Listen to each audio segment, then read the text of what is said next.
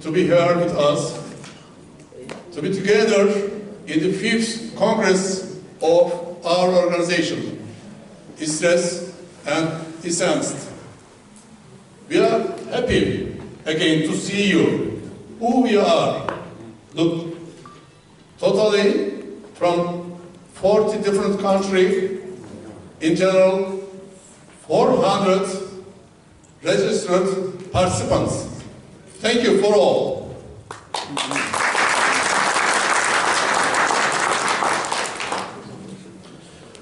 This Congress, organized by the cooperation Iowa State University and Virginia Medical School from USA, Necmettin Erbakan and Gaziantep University from Turkey, and must golden sponsor of our congresses, ISTEC schools, ISTEC private schools, the founder Bedrettin Dalan. Our special thanks goes to Bedrettin Dalan and his organization.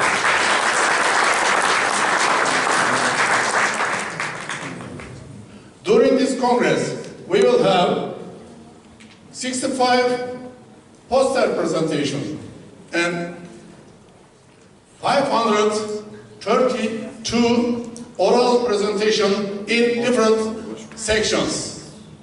And our Congress language, English, and some parts in Turkish.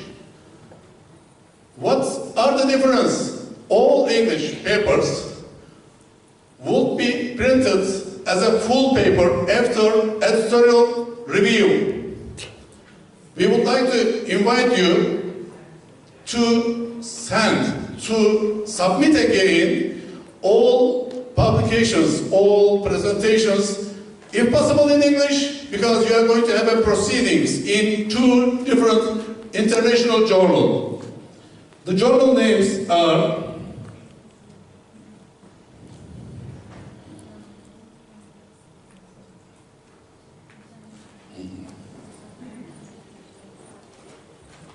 Eurasia Proceedings of Educational and Social Science, General for Social and Educational Presentations.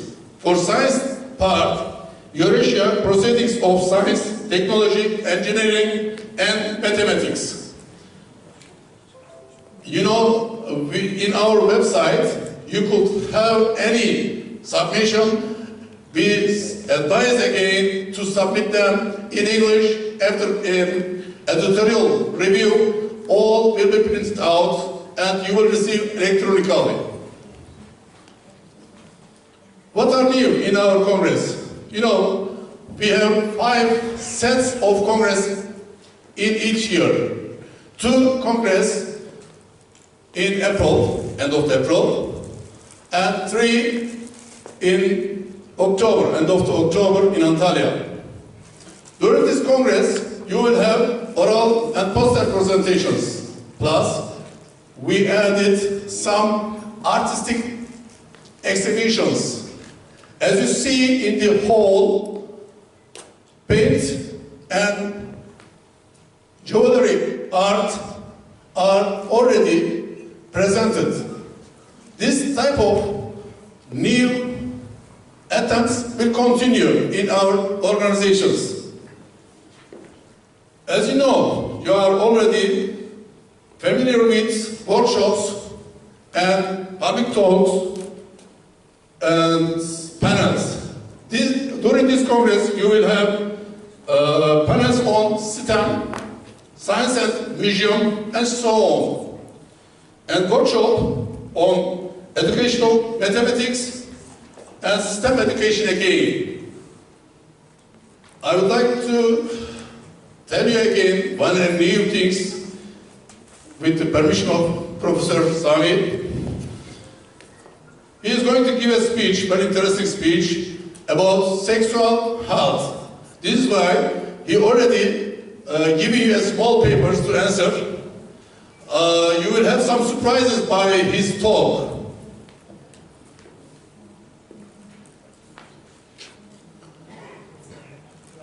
In front of all of you, let me congratulate my group, especially special thanks to Dr. Ahmet Kray over there and his successful team. Some of them here, they are, please, we clap them because they are the missing heroes of these organizations. Thank you guys. I would like to invite you to Antalya. You know, the fall in Antalya is amazing. October 28th is our next meeting time. And we will be very happy, more than welcome you in Antalya. What about next year? Okay, this Congress will be done in the Çeşme, İzmir. What is Çeşme, do you know? Diamond of Agency. Diamond of Agency going to be our New Year Congress Center. You all welcome. Next year, on the same, actually more or less the same time, on the end of August, end of April, we will be there and hopefully we accept you as a family members, so we will be all together in Çeşme.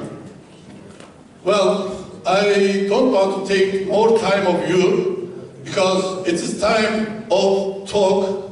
Dr. Colakoglu is from Ministry of National Education. Please, Dr. Colakoglu, it's time to talk to you. Thank you.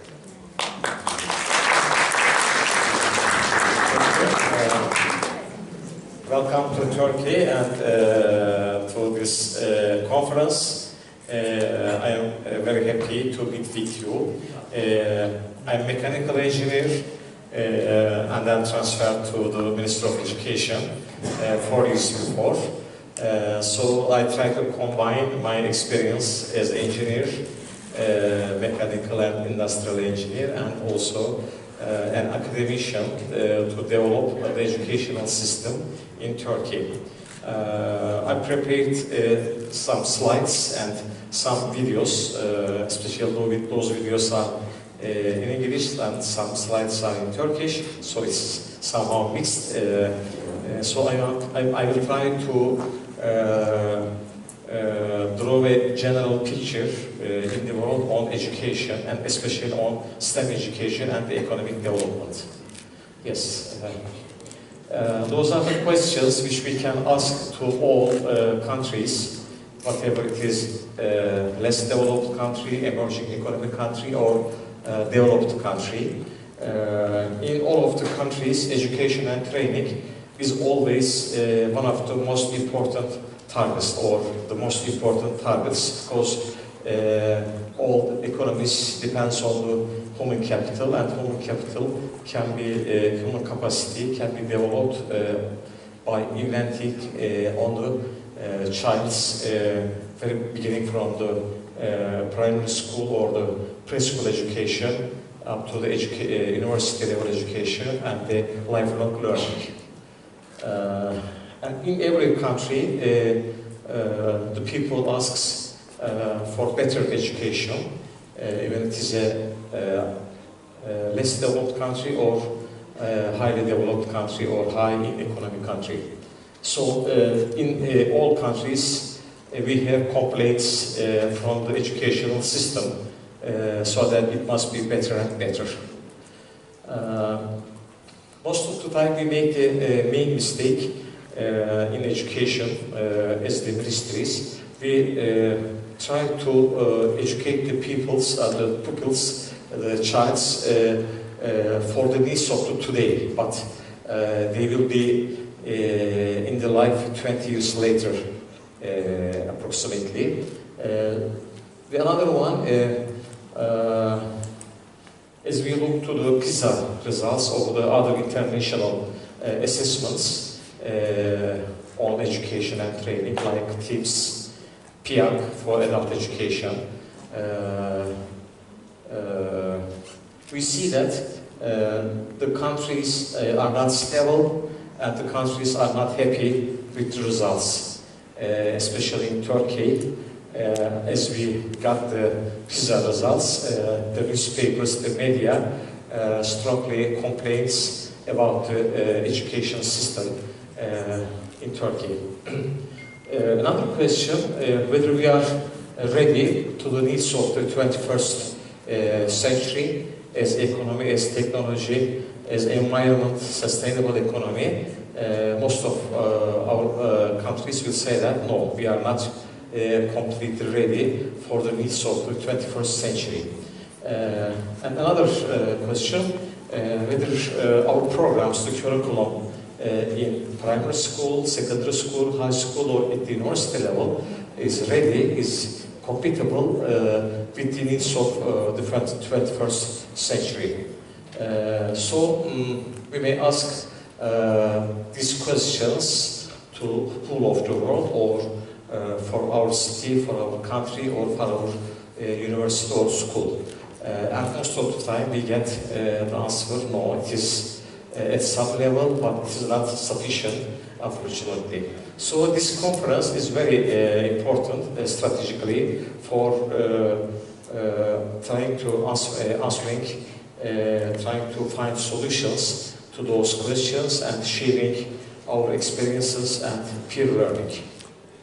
Okay, next slide, please. Yeah, in Turkey, in the left, you see there are many national regulations, comics in Turkey about education, the laws, and in the right we see the secondary regulations for education and training. So there are huge number of documents prepared as nationally. I hope that this is the same for your country. Yeah, the next slide. And we prepare also some strategic plans for developing our education system. In Turkey, MET is the Minister of National Education, its abbreviation. Our plan started at 2015 and will end 2019. We have a teacher training strategy document, lifelong learning strategy document, vocational education and training strategy document, the general competencies of the teacher education, institutional performance management system strategy, and so on. We have some websites having our schools used at primary to high school level, and we have open education schools documents. It is on the web, free of charge. You can enter without any password. And we have at the right, you see the databases of the ministry. The main one, the first one, is for the management of the schools and teachers, and the second one is about our main activity, about the curriculum, e-curriculum. So the other ones is about the budgeting of schools. We have web services with other ministries, because we have interconnecting fields with other ministries, with other official and non-official organizations. So we transfer information, data with other ministries and organizations. We have many protocols and projects, 66 projects and more than 300 protocols with our organization, especially on lifelong learning with other ministries, and we have 64 action plan on different fields. This is the scheme of the graphic of the web databases. You see there are many databases which we use for evidence-based policy making. I will mention about this evidence-based policy making because we see that our ministry is not sufficient for evidence-based policy making. just as in the other countries. The Turkey has 18 million of students at K-12 level. Our ministry employs 1 million teachers. The part of the ratio or the share of the private sector is around 10% in Turkey. There are a few schools operated by the other countries, but they are very limited in number, not more than 50. But the private sector in the last 4 years is continuously developing, increasing their number of schools, their number of teachers employed, and the number of the students they teach. Next, please. Yeah, we have some targets, performance targets by the years. You see from 2013 up to 2023, we see some figures as the targets. And we compare each year whether we reached to these targets or not as the performance indicator. Okay, next please. Yeah, now I will refer to some documents, some international documents about education and training. This is the UNESCO 2030 Sustainable Development Goals. The item 4 is about the education and training. It says that the countries will serve with good quality, high quality of education to everybody. And then by item by item, it defines what they mean by this item 4 in UNESCO Sustainable Goals item 4. Yes, next please. In OECD, defined the targets for the OECD members. You know, the OECD is the organization, economic cooperation organization of the developed countries. The Turkey is the member at the very beginning of this organization. And then we have also the targets of the World Health Organization for 2020. Yes, next please. Yeah. European Union, which Turkey is the candidate country of the European Union, it defines 7 competency fields for education, which we can find those documents. First one is education in their own language, in a second language, foreign language, and competency in mathematics, digital, learn how to learn, and the competencies in society,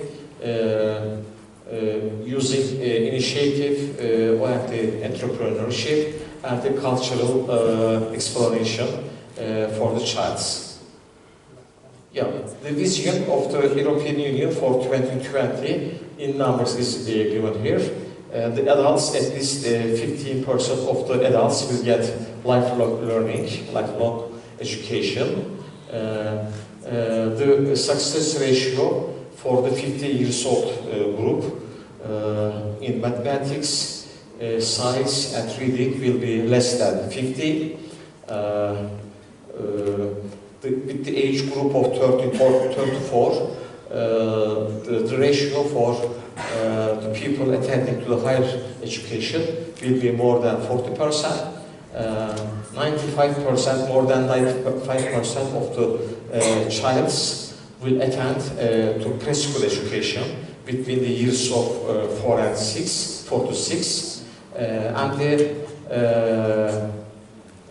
peoples graduated from a school having a diploma and having the age of 20 to 34 will be employed in the economy in the first 3 years after they are graduated will be at least 82%. There is another targets. On the left, you see this is the International Labour Organization targets, And in the right, you see the JAPA targets for education, how we will feed and the physical activity of the students will be for a nice developed economy. Yes, please. For reaching to these targets defined by international organizations like OECD, UNESCO, ILO, World Economic Forum, World Bank, etc., the education system must be compatible with the technological and economic developments and needs. So, in education, we have to follow the new developments and we have to use new technologies in education so that we will reach to those targets. On the top you see the level of technology. It's the minimum technology-based training, mixed training, and the radical change in education. And on the left, from top to down, you see the change in the class structure, the type of teaching and learning, the materials, the technology used in education, structure of the school and structure of the education in class. Okay, for example, in class structure, with minimum technology, we support the low-skilled teachers. In technology-based, in the second column, by technology-based training, the standard of the quality of the education is better, and the lectures are much more interested for the students. And as we go from left to right, the education is not by the teacher, but is mainly by the student itself, and the teacher is a mentor, is a coach for the student, and from left to right, the use of technology in class, in education, at school, and at life is at the higher level, and the type of training changes from the general training from all the students to the specific trainings as student-based education. Next, please. Yeah. Here is the Gartner technology expectations and use of technology in education. The graphic is not clear, but here you see the next technologies, expected technologies to be used in future in education for 2 years to 2 to 5 years, more than 5 to 10 years, more than 10 years, and then in 20 years later. So in the right, some of the technologies which will be used in education by the expectation of Gartner. So the blockchain and intelligent education, deep learning, the use of analytic are some of the words of the new society. Okay. And those technologies are exempted by the educational institutions, not very fast, but slowly. And in this table, which we will also prepare much more detailed explanation about those tables. IDAS, Organizations of Analytics, Education Analytics, and gamification are the techniques which we will use in future in education. Next, please. Yeah. From now on, I prepared 6 or 7. I selected 6 or 7 videos, which they will explain us much more easily what we have to do in future, today for the future. So we can start with the video of OECD. It will show you. It will show us the economies strong in today, but they will be weakened in the next 10 years or 2030, and the other economies which they will be strong in 2060.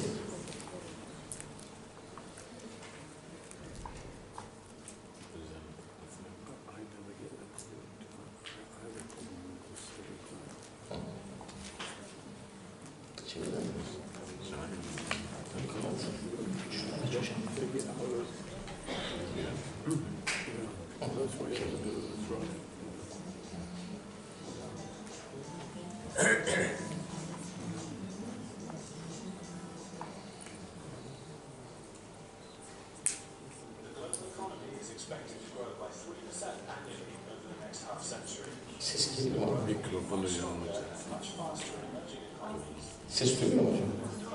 Az duyulmuyor. Mikrofonu tutarsanız.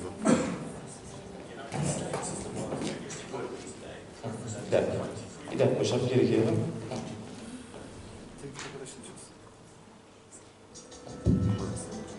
Tamam. Aç.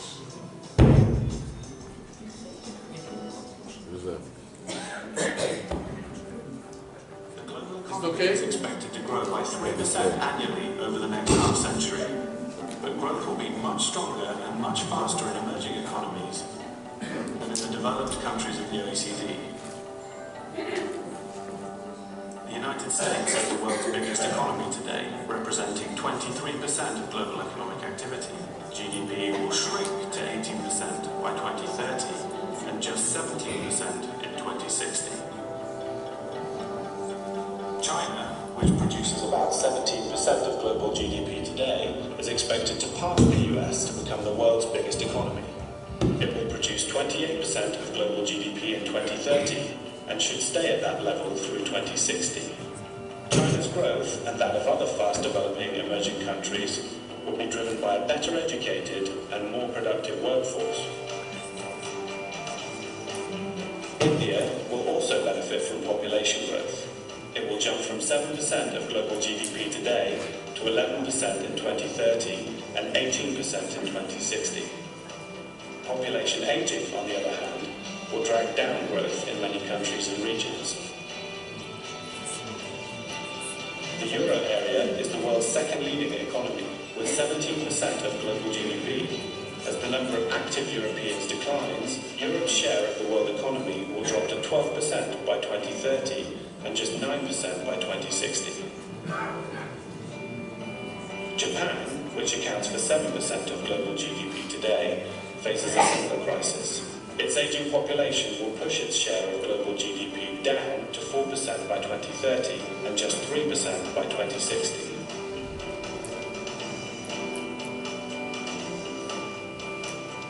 Today, the 34-country OECD represents 65% of global GDP. This will drop to just 43% in 2060, smaller than China and India, and well below the combined GDP of emerging economies.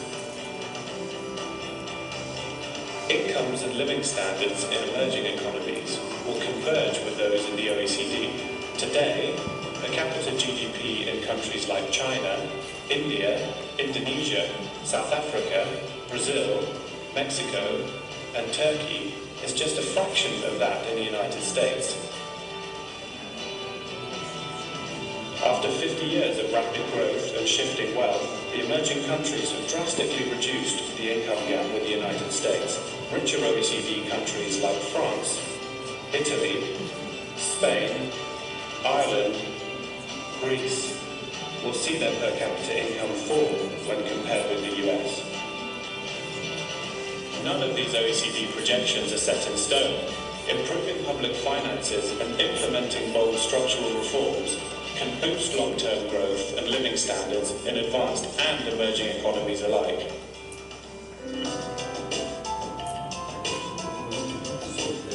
This video mainly says that the share of the OECD countries in economy is now 65, and it will drop to 43% in 2016.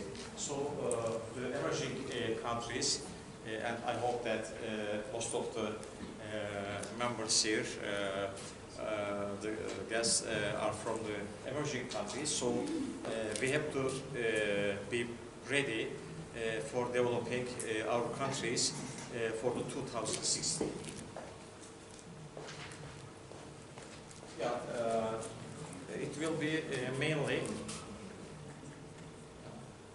The following video is intended to spark a comment. It will be mainly by changing the school's structure, the architecture, and the technology and education at our schools. Yeah, here is the video about schools in future. Conversation about something vital to our collective future. The transfer from the school system to open area education. Or perhaps whether or not we should be in control at all. Our current education system has its roots in the industrial age of society. Today's traditional classroom was designed before the advent of modern technology, before we really understood how varied the individual needs of each student were, and before we looked at the entire system as a whole. To truly improve this system, we must break it down and reimagine the environment to more actively engage each and every kind of learner. So we must look at all the different areas of their lives: home, future work environment, social experience, and implications of technology, and realize that today's students are much more social and enjoy learning in a less structured way with their friends anytime, anywhere.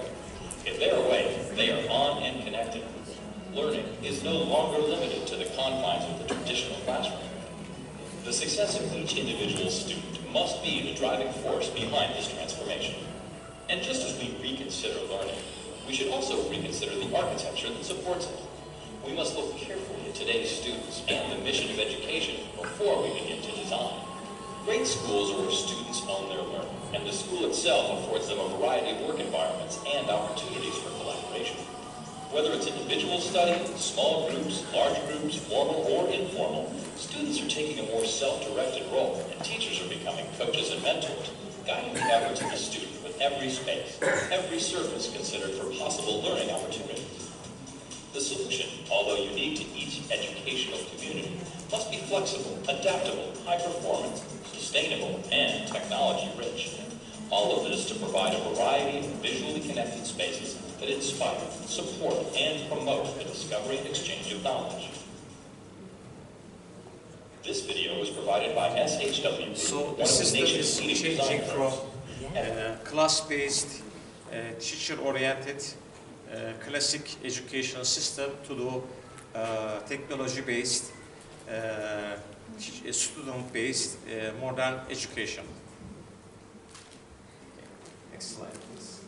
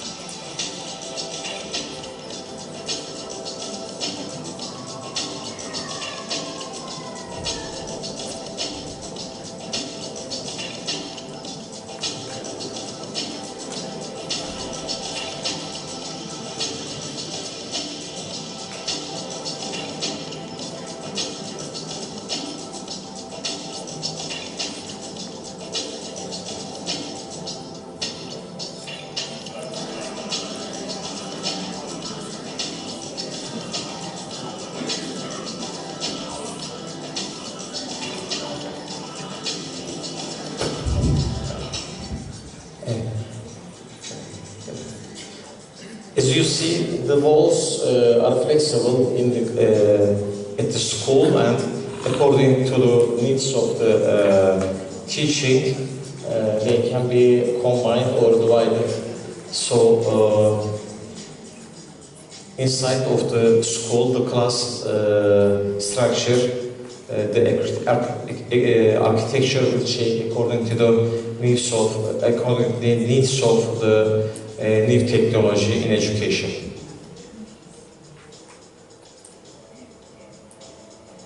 Actually, in Turkey, we use the smart boards and tablets in education, but this is something more than only smart boards, but smart schools, smart education.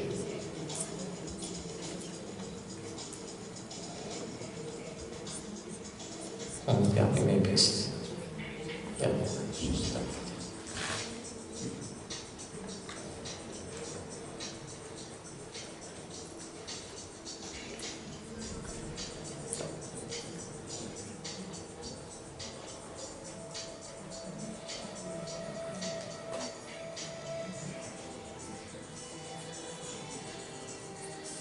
The science labs are not different from the standard classes. They are combined. The library, the laboratories, the class, and the social places are combined at the new structure.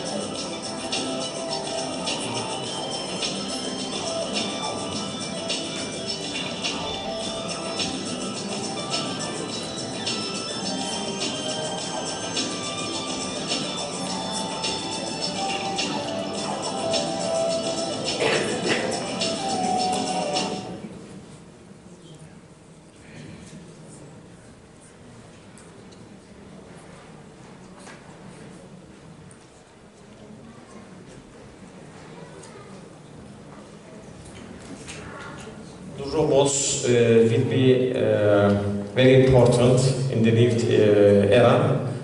So the training, how to use the robots by our child is the subject of the future. And I have a video also about this subject. The use of the robots in medicine.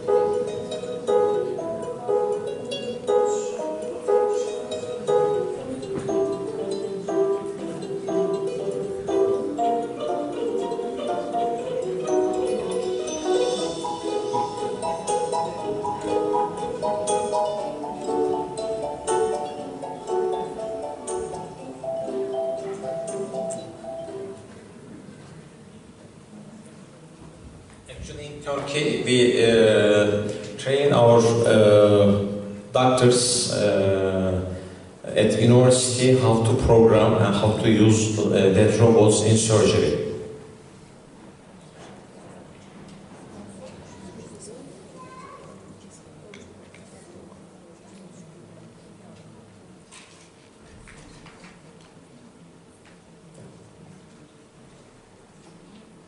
It's another interesting video for the future of classes, or classes of future.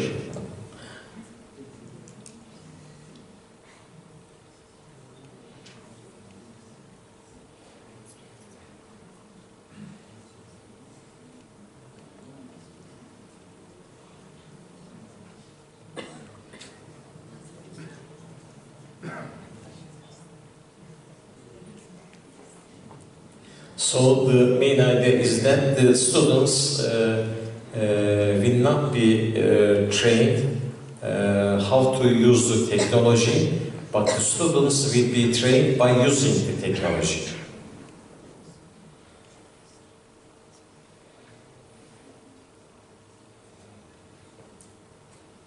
Because one of the main problems of today's in emerging countries, the real technology which our childs observe from their environment is not compatible with the real life.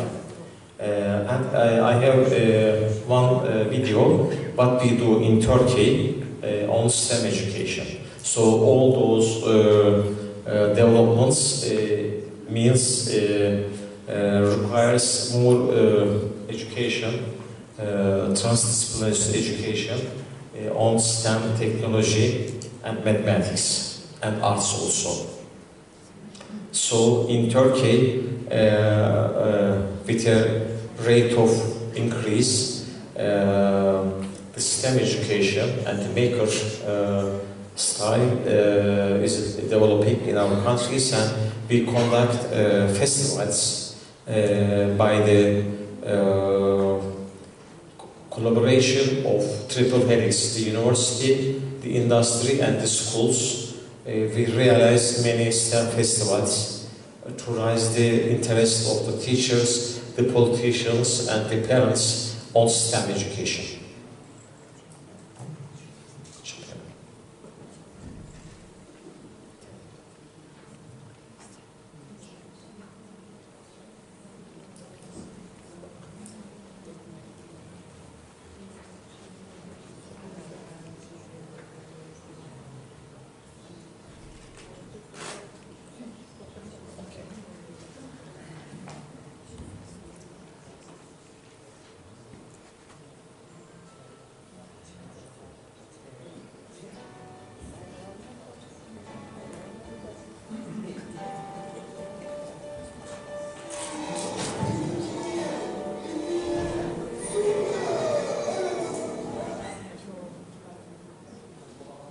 Some problems with the internet, but it's a test with liquid nitrogen, isn't it, Shaheen? Yes.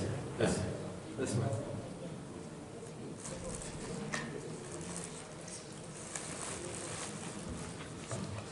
Bir sonrakini açabilir misin?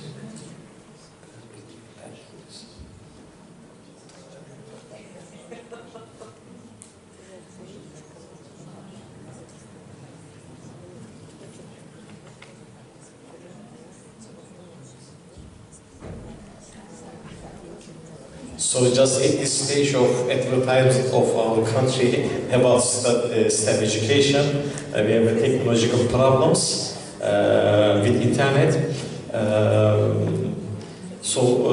As a summary, the new words in education is new words in education arise: deep learning, data analytics, robotics, nanotechnology, emerging economies, emerging technologies, etc. But less developed countries, or even though the developed countries, cannot follow those new needs for the future. So we have to follow them, and we have to upgrade our curriculum at school level and the curriculum at the education faculties to be compatible with other countries with the needs of the 2050 and the next years. And we have a technology development foundation created in Turkey 20 years before by a World Bank project. So they also conduct many activities, STEM activities, to raise the awareness of the students, the parents, and the teachers on new technology usage in education and training.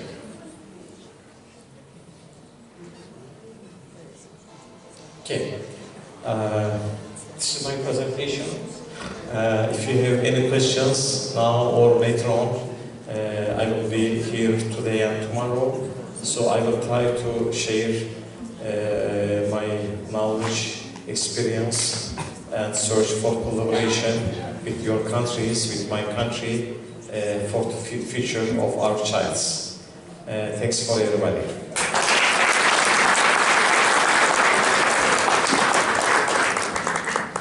We would like to thank to Dr. Colakoglu. If you have a few questions, let's say 3 questions, we can accept. We have? Oh. Okay. So you described a new type of classroom, yeah?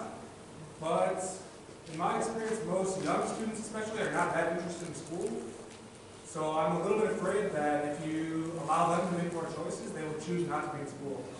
Or choose to do things that are not in their best interest. And I think part of this old education system is forcing the student to be there to learn. So how would you handle such?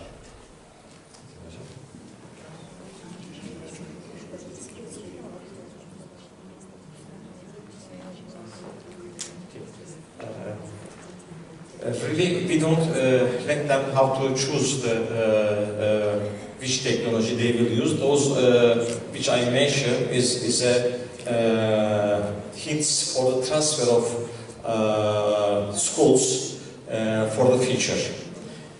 In most of our countries, for example in Turkey, we use the smart boards, the tablets, but the educational system is classic. The classrooms are the classic ones. So what we try to do to put the new technology over the old technology. So some problems arises. So we get some experiences by doing